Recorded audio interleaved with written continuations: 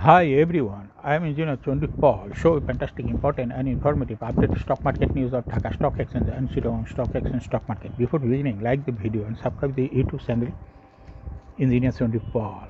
Stock market ঝুঁকিপূর্ণ নিজের বুদ্ধিতে বাইসেল করবেন। আজকে শেয়ার বাজার বন্ধ।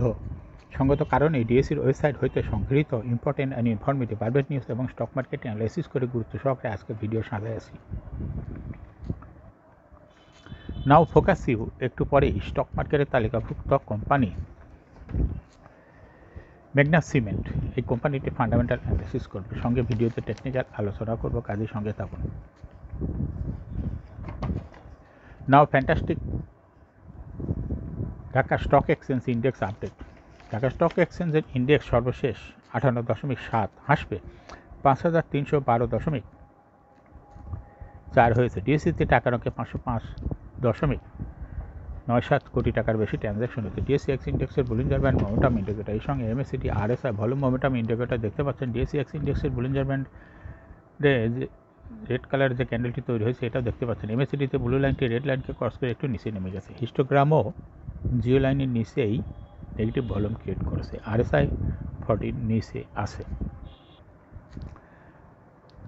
নাও ফ্যান্টাস্টিক শেয়ার মার্কেট নিউজ। তালিকাভুক্ত কোম্পানির কর বাড়তে পারে 2.5%। শেয়ার বাজারে তালিকাভুক্ত কোম্পানিগুলো যদি নগদবিহীন বা ক্যাশলেস লেনদেন ব্যবস্থা অবলম্বন না করে তাহলে আগামী 2024-25 অর্থবছর অতিরিক্ত 2.5% কর্পোরেট কর দিতে হতে পারে। বর্তমান শেয়ার বাজারে 10% বেশি ফ্রি ফ্লোট শেয়ার সহ তালিকাভুক্ত কোম্পানিগুলো 20% কর্পোরেট কর প্রদান করে। অর্থ মন্ত্রণালয়ের কর্মকর্তা জানিয়েছেন, সরকার 2024-25 অর্থবছরে এই হার বাড়িয়ে 22.5% করার পরিকল্পনা করছে। 10% পর্যন্ত ফ্রি ফ্লোট সহ তালিকাভুক্ত কোম্পানিগুলোর কর্পোরেট করের হার বর্তমানে 22.5% থেকে বেড়ে 25% হবে। যদি নগদবিহীন লেনদেন শর্ত মেনে চলে, অর্থাৎ নগদ লেনদেন বছরে 36 লাখ টাকার মধ্যে বজায় রাখে, তাহলে আগের হারে কর দিতে পারবে কোম্পানিগুলো। অতালিকাভুক্ত যেসব কোম্পানি বর্তমানে 27.5% কর্পোরেট কর দেয়, সেগুলো যদি নগদবিহীন লেনদেনের শর্ত মেনে চলে তাহলে তাদের আগের হার 2.5% কমানো হবে।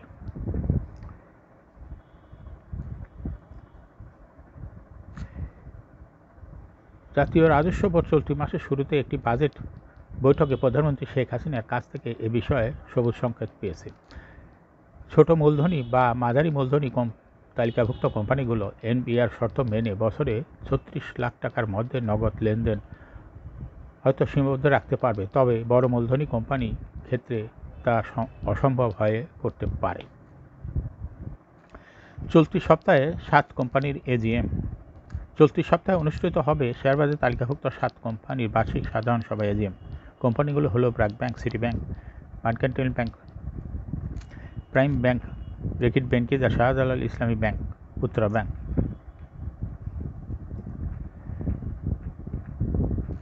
উত্তরা ব্যাংক 31 ডিসেম্বর 2023 অর্থবছরের জন্য 17.5% ক্যাশ এবং 12.5% স্টক সহ 30% ডিভিডেন্ড ঘোষণা করেছে। আগের বছর ব্যাংকটি 14% ক্যাশ এবং 14% স্টক ডিভিডেন্ড দিয়েছিল।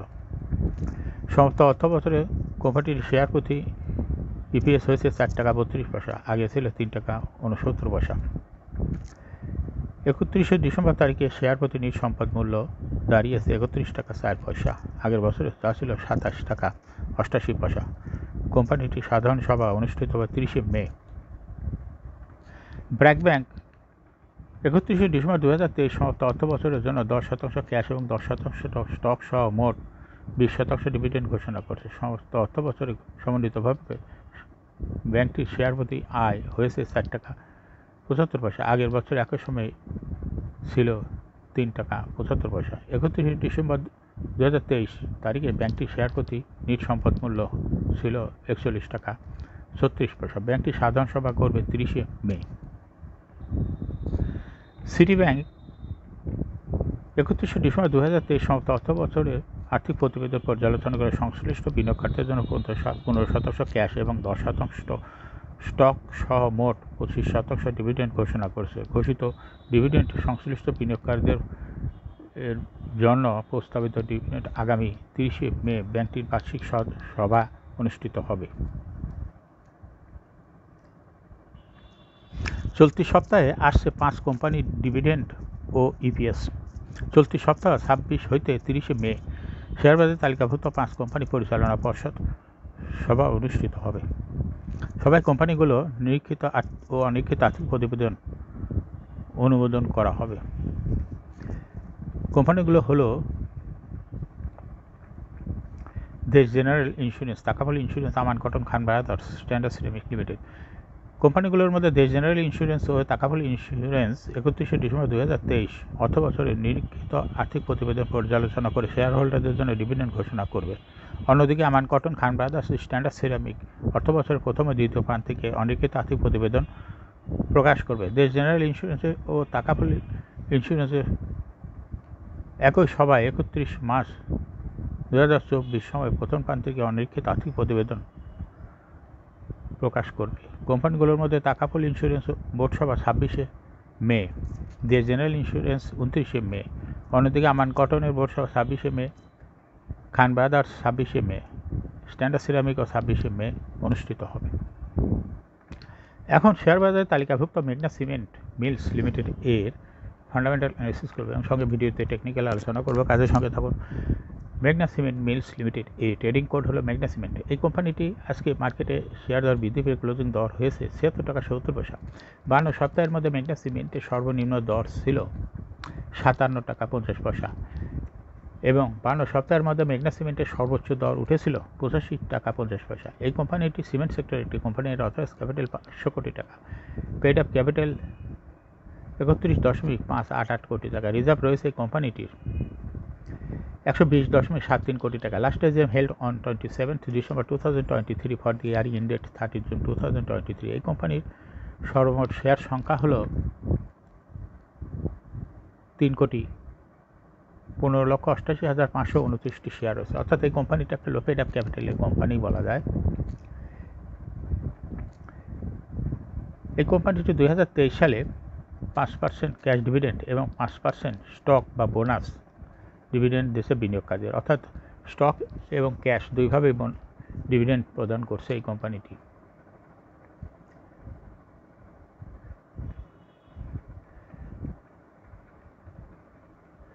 Price earning ratio based on latest audited financial statement in the year 23rd May 2024 A P ratio হলো 133.68। Financial performance as per audited financial statement in the year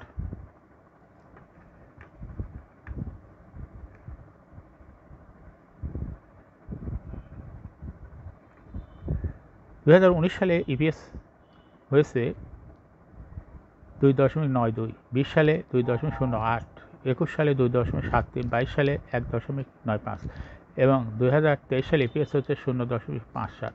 অর্থাৎ ইপিএসে growth ভালো এই কোম্পানিটির। NAV পার share 2019 সালে ছিল 33.19, 20 সালে 32.73, 21 সালে 70.14, 22 সালে 57.9 এবং 2023 সালে 50.58 হয়েছে। অর্থাৎ এনএভি পার শেয়ারের গ্রোথও ভালো। প্রফিট 2019 সালে ছিল 7.22 কোটি টাকা। এখান থেকে 2023 সালে প্রফিট হয়েছে 1.723 কোটি টাকা। অর্থাৎ 23 সালে এসে প্রফিট কিছুটা কমে গেছে। ডিভিডেন্ড ইল্ড এই কোম্পানিটির হলো 0.7। লিস্টিং আর এই কোম্পানিটি শেয়ার বাজারে 1995 সালে তালিকাভুক্ত হয়। Market category A. Shareholding percentage as on 30 June 2023 sponsor director hold করতে 49.79% share. Shareholding percentage as on 30 April 2024 এ স্পন্সর ডাইরেক্টরের শেয়ার হোল্ডিং পার্সেন্টেজ কিছুটা কমে হয়েছে 41.9%। গভর্নমেন্টের কাছে কোনো শেয়ার নাই। ইনস্টিটিউশনের কাছে 2023 সালে ছিল 33.89% শেয়ার। কিন্তু 2024 সালে এসে ইনস্টিটিউশনের শেয়ার বেড়ে হয়েছে 34.18% শেয়ার। ফরেনের কাছে কোনো শেয়ার নেই। পাবলিকের কাছে 2023 সালে ছিল 16.35% শেয়ার। 2024 সালে এসে পাবলিকের শেয়ারও বৃদ্ধি পেয়ে হয়েছে 23.92% শেয়ার। অর্থাৎ 2024 সালে এসে পাবলিকের শেয়ারও বৃদ্ধি পেয়েছে এবং ইনস্টিটিউশন শেয়ার বৃদ্ধি পেয়েছে, আর কমেছে হলো ডাইরেক্টর শেয়ার হোল্ডিং পার্সেন্টেজ। এই ডাইরেক্টর শেয়ারটা চলে গেছে ইনস্টিটিউশন আর পাবলিকের কাছে। এই কোম্পানিটি শর্ট টার্ম লোন রয়েছে